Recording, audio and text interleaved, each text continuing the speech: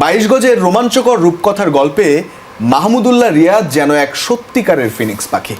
17 বছরের ক্যারিয়ারে কখনো জিতিয়েছেন, কখনো মাঠ ছাড়তে হয়েছে পরাজয়ের গ্লানি নিয়ে।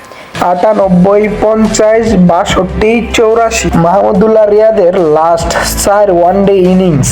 তাকে দেখে মনে হয় তার বয়সটা যেন এখনো বাড়ছে না, শুধু কমছে। সবাই যখন প্যাভিলিয়নের পথ ধরে তখন মাহমুদুল্লাহ রিয়াদ একাই এক প্রান্তে দাঁড়িয়ে থাকে, সেট হয় এবং হাত খুলে খেলতে থাকে।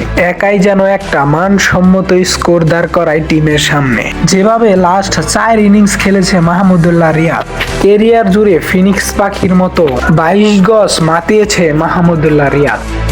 এর আগে 450 করার রেকর্ড করেছে সাকিব এবং তামিম। সাকিব তামিম 450 করার রেকর্ড করেছেন যুব বয়সে, আর মাহমুদুল্লাহ রিয়াদ করেছে কেরিয়ারের শেষ সময়ে এসেও যেন যাত্রী নাচ্ছে মাহমুদুল্লাহ রিয়াদ।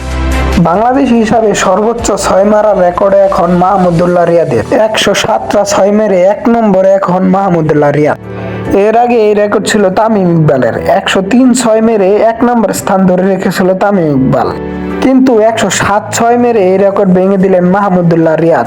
মাহমুদুল্লাহ রিয়াদের স্ট্রাইক রেট ভালো না, ফিল্ডিংও চলে না, বয়সটা 40-এর আশেপাশে।